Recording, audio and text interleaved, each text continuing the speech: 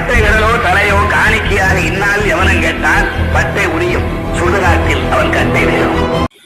இந்தியாவோட நீதிமன்றங்கள் சட்டத்தால் ஆளப்படுறதில்ல, அதோட சட்டத்தில் இருக்க ஓட்டையால் தான் ஆளப்படுதுன்னு ஒரு ஸ்டேட்மெண்ட் உண்டு. ஆனால் இப்போ பிஜேபி அரசாங்கத்துக்கு கீழே இருக்கிற நீதிமன்றங்களில் இந்திய ஐபிசி செக்ஷன்ஸில் நடக்காமல் மனு தர்மப்படி நடக்குது. அதுக்கு காரணம் என்னன்னு பார்ப்போம்.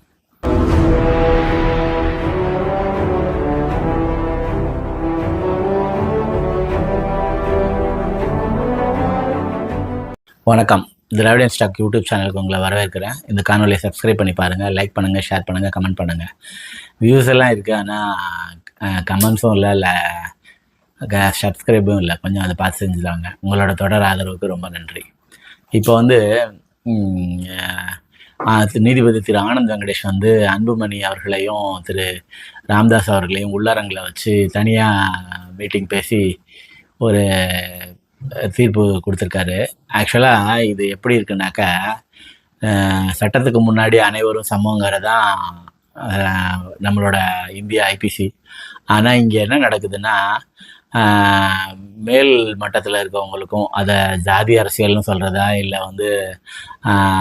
ரேசிசம்னு சொல்கிறதா இல்லை எந்த அடிப்படையில் இந்த மாதிரி நடக்குது அப்படின்னு எனக்கு தெரியல. அதாவது நீதிமன்றங்கள் எச் ராஜா போன்றவர்கள், எஸ் வி சேகர் போன்றவர்களுக்கெல்லாம் தண்டனை கொடுக்காம மன்னிச்சு விட்டுறது, அவங்க நூல் போட்டிருக்கிறதுனால. அதுபோல் இப்போ நீதிமன்றங்கள் அவங்க அவங்களுக்கு எந்த தண்டனையுமோ ஒரு குறைஞ்சபட்ச தண்டனைகள்லாம் எதுவுமே வழங்காமல் என்ன அவங்க பேசினாலும் அவங்கள மன்னிச்சு விடுது. ஆனால் சாதாரண தவறுகள் செய்கிற பிற சமூகத்தினரை கடுமையாக தண்டிக்குது. அதுவும் வட இந்தியாவில் பாலியல் குற்றங்கள் செஞ்சவங்களெல்லாம் கூட நீதிபதிகளே தொட்டா தப்பு இல்லைன்னு சொல்கிற அளவுக்கெல்லாம் மோசமான தீர்ப்புகள்லாம் வழங்க ஆரம்பிச்சிருக்காங்க. அதில் தமிழ்நாட்டிலேயும் முன்னோடியாக சில நீதிபதிகள் இருக்காங்க. அதில் இப்போ இந்த ராம்தாஸுக்கும் அன்புமணிக்கும் நடந்த உள்ளரங்க ஆர்கியூமெண்ட்டும் தீர்ப்பும் புதுமையானது. இது தமிழ்நாட்டில் இது வரைக்கும் காணாதது. இது ஏற்கனவே ஒரு கட்சி தன்னோட பெரும்பான்மையை நிரூபித்து கவர்னருக்கு லெட்டர் கொடுத்துட்டாக்க அந்த கட்சியை அந்த அந்த கட்சி எப்போ கேட்குதோ அப்போ உடனே அவங்களுக்கு பதவி பிரமாணம் பண்ணிக்கிறது தான் ஆளுநரோட கடமை. அப்படி இருக்கும்போது வித்யாசாகர் ராவ் அந்த லெட்டரை வாங்கி வச்சுக்கிட்டு அவர் பாட்டுக்கு மகாராஷ்டிராவில் சுற்று பயணம் போயிட்டார். ஒரு வாரம் கழித்து எடப்பாடி அவர்களையும் ஓபிஎஸ் அவர்களையும் கை கொடுக்க வச்சு ஹேண்ட்ஷேக்கன் பண்ணி வச்சு கவர்னரும் நடுப்பற நின்று கையை தூக்கி காமிச்சு, கவர்னர் பதவிக்கும் இதுக்கும் எந்த சம்மந்தமும் இல்லை, கவர்னர் அரசியல் பதவியே கிடையாது, அது ஒரு நியமன பதவி, அதில் இருந்துக்கிட்டு இந்த மாதிரி செஞ்சார். அந்த அதே டிட்டோ பிஜேபி அரசாங்கம் எப்படி கவர்னர் பின்னாடி நின்று என்ன இந்த வேலையை செஞ்சிச்சோ அதே இப்போ ஆனந்த் வெங்கடேஷ் நீதிபதி ஆனந்த் வெங்கடேஷ் கதையிலே நடந்திருக்கு. இப்போ ராம்தாஸையும் அன்புமணியும் அவர் உள்ளரங்கத்தில் தனியாக விசாரித்து இந்த மாதிரி ஒரு அன்புமணிக்கு சாதகமாக, அன்புமணி யார் பின்னாடி நிற்கிறாரோ அவங்களுக்கு சாதகமான ஒரு தீர்ப்பை வழங்கியிருக்காரு. இந்த இந்த பழக்கங்கள்லாம் புதுமையானது. இது பிஜேபி அரசாங்கத்தில் மட்டும்தான் நடக்குது. 60 வருஷ காங்கிரஸ் அரசாங்கத்தை பல முறை குறை சொல்லி தான் பிஜேபி காரங்க எல்லா வேலையும் செஞ்சானுங்க. ஆனால் 60 வருஷ காங்கிரஸோட அரசாங்கம் ஜனநாயகத்தை மிக நேர்மையாக போட்டி பாதுகாத்துச்சு. அதோட ரொம்ப பெரிய சக்ஸஸ்ஃபுல் எலெக்ஷன் அவங்க ரொம்ப நேர்மையாக நடத்தினது. ஆனால் இப்போ எலெக்ஷன் கமிஷன் என்னெல்லாம் பண்ணியிருக்கு அப்படிங்கிறது எல்லாரும் தெரிஞ்சிச்சு. இப்போ இடி, இன்கம் டேக்ஸு, நீதிமன்றங்கள், அதுக்கப்புறம் எலெக்ஷன் கமிஷனு, இப்படி எல்லாமே பிஜேபி சார்பு நிலை எடுத்தாக்க பொதுமக்கள் போராட்டத்தில் குதிக்கிறத கூட வேறு வேலையே இல்லை. இந்த இடத்துல அன்புமணி அவர்களை விசாரிக்கிறதுக்கு உடனே அன்புமணியை வர வைக்கிறதுக்கும் ராம்தாஸ் அவர்களை இப்போ ஈவினிங்கில் உடனே காணொலியில் வர வச்சு தீர்ப்பு சொல்கிற அளவுக்கு இவங்களோட டெக்னாலஜி ஃபார்வேர்டாக இருக்குது.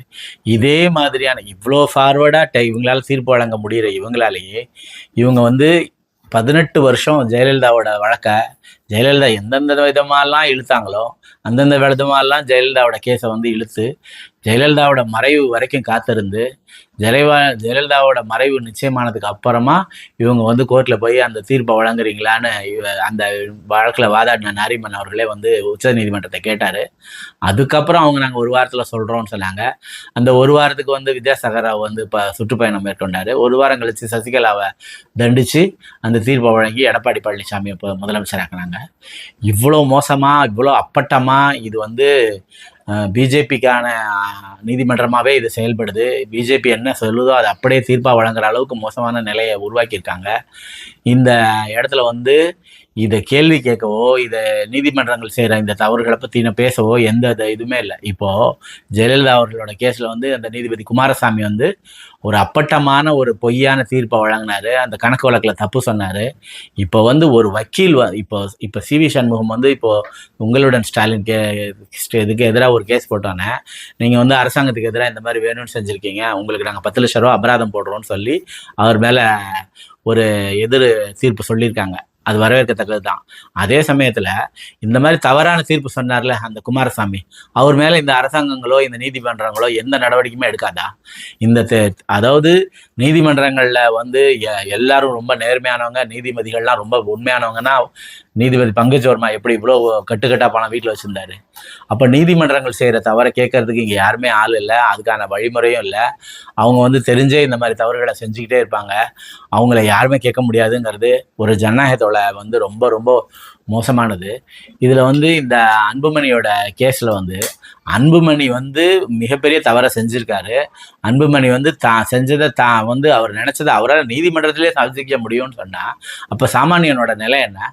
சாமானியன் வந்து நீதிமன்றத்துக்கு உள்ளார போகவே முடியாது. நீதிமன்றத்தில் தன்னோட வழக்குகளை எடுத்துகிட்டு போயோ வாதாடியோ நேர்மையான தீர்ப்புகளை வாங்கவே முடியாது. இப்படி ஒரு சார்பு நிலை ஒருத்தவங்க எடுக்கும் பொழுது அதை வந்து நீதிமன்றங்களே ஆதரிச்சிச்சுன்னா அது எப்படி? ஒரு கட்சியினரோட நிறுவனத்தோட அனுமதி இல்லாமல் பொதுக்குழு கூட்ட முடியாதுன்னு அந்த கட்சியோட பைலாலே இருக்குது. அப்போ அவர் வந்து எதிராக பேசுகிறாரு, அவர் எதிராக வழக்கு தொடுத்திருக்காரு. அவரை இது பண்ணிட்டு உள்ளரங்கத்தில் நீங்கள் ரகசியமாக என்ன பேசிக்கிட்டு இப்போது நாங்கள் வந்து 65 லட்சம் பேரை நீக்கினதுக்கு நாங்கள் சொல்ல வேண்டிய அவசியம் இல்லைன்னு எலெக்ஷன் கமிஷன் சொல்லியிருக்காரு. இது எல்லாமே என்ன சொல்லுதுன்னா, இந்தியாவை வந்து கருமேகங்கள் சூழ்ந்த மாதிரி இந்தியாவோட ஜனநாயகம் வந்து மெல்ல வந்து இதுபட்டு ரொம்ப ஆணவமான ஒரு போக்கை வந்து பிஜேபி அரசாங்கம் கொண்டு வந்துட்டுருக்கு. இது வந்து ஒரு அதிபர் அராஜக ஆட்சிக்கு வழிவகுத்துறதுக்கான ஏற்பாடை தான் வந்து பிஜேபி இந்த மாதிரியான விஷயங்களை செஞ்சிட்ருக்கு.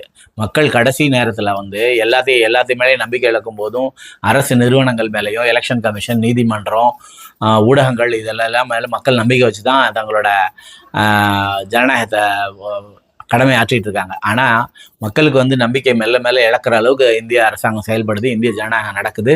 எலெக்ஷன் கமிஷனு, நீதிமன்றம், இடி, ஐடி போன்ற நிறுவனங்கள், அப்புறம் வந்து ஊடகங்கள், கோடி மீடியாக்கள் இதெல்லாமே சேர்ந்து மக்களுக்கு வந்து ஜனநாயகத்தின் மேலே மிகுந்த நம்பிக்கை இருக்குது. இது எந்த இடத்துக்கு கொண்டு போகும்னா, திரு தமிழ்கேள்வி செந்தில் சொன்ன மாதிரி புரட்சி தான் வெடிக்கும்னு நான் நினைக்கிறேன். மக்கள் இந்த விஷயத்தில் ரொம்ப மிகவும் விழிப்புணர்வு இருக்கணும்னு கேட்டுக்கொள்கிறேன். நன்றி, வணக்கம். சப்ஸ்கிரைப் பண்ணி பாருங்கள்.